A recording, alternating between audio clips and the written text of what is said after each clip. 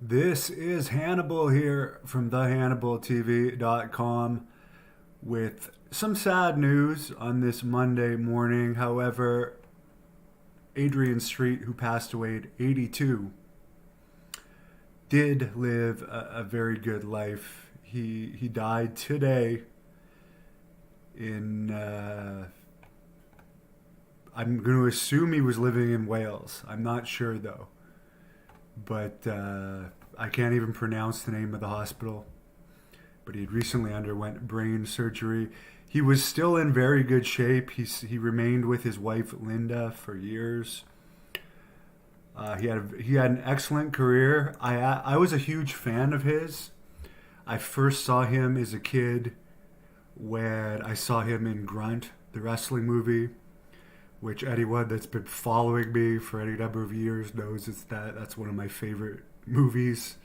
For better or worse, I love the movie.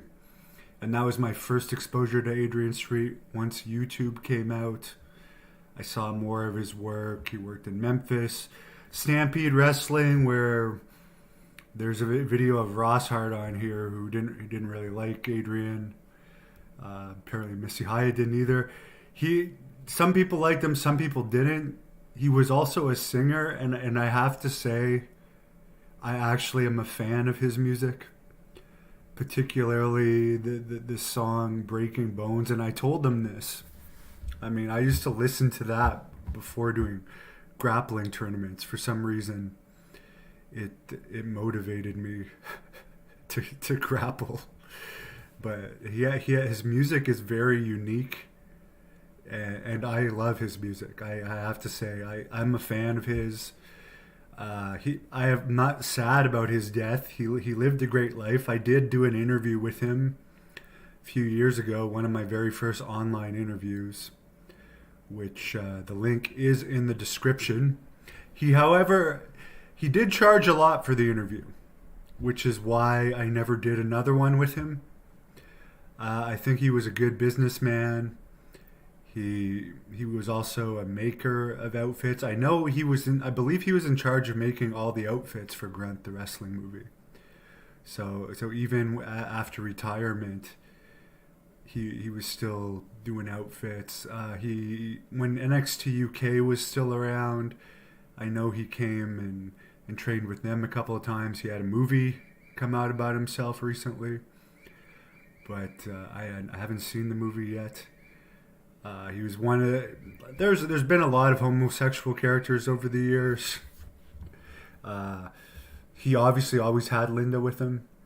Bushwhacker Luke tells the story of I think it was Butch that pulled out his dick to Adrian one night in the dressing room and said talk to the microphone, and Adrian like kissed Butch's dick. So obviously there was some possible bisexuality there, or maybe in those days that was just common. There's always been a lot of bisexual stuff in wrestling. I'm not holding that against anybody. I don't care at all what sexual orientation people are. I really don't care whatsoever. People can do whatever they want. There's straight people that have unusual fetishes.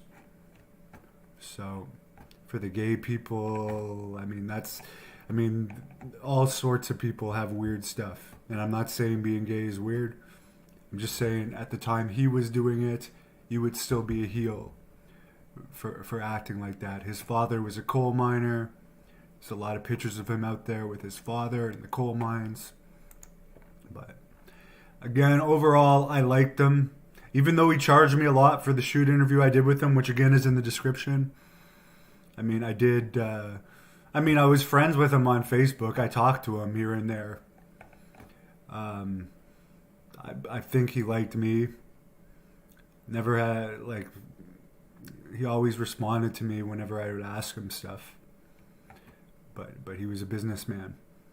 And again, great singer. My favorite part about him would be his singing.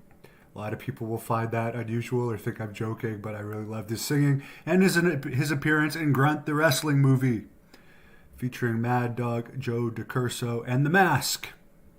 Anyways, guys, have a great day. Sorry, Miss Linda, for your loss. Congratulations on the long wrestler marriage.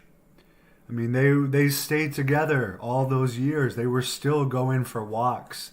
Adrian was in great shape. I don't know too much about the brain issues, but he was in amazing shape. And he had some matches pretty late in his life too. And I'm sure with him being a shooter in real life that he could beat up probably a lot of today's wrestlers even before he died, because he kept in such great shape and he was legit. Apparently he said WWE wanted to bring him in as a neo-Nazi character at one point. He said that in his interview with me. And he said he refused, and he claimed that's why he wasn't in WWE. He also had a great feud with Macho Man in Memphis. Fish Sticks. Jack Kilby does a great job, but is he doing them full time now? Jack Kilby does the Great North Wrestling podcast. John Paz does interviews for this channel. Pounding the Meat, those people, they do interviews with me sometimes. And I do interviews here and there, but sadly, I will announce this. Apparently, Greg Valentine, he was going to do an interview with me as part of his appearance at the Gathering this coming weekend, but he canceled. He's not going to be at the Gathering, according to his agent, or doing the interview with me. So hopefully we'll get some. I know Jack Kilby has a ton of them coming. And I'll keep working on them as well. But sorry about that, Adrian, and check out the link in the description. 82 years old is an amazing life for a wrestler. I never really heard of him having any personal demons or anything. I know he liked to drink wine. He would always post pictures of great feasts. He lived a great life. There's nothing. There's always going to be people that don't like each other in wrestling. But there's no doubt he lived a great life, in my opinion. Thank you for watching the Hannibal TV. Please like this video if you enjoyed.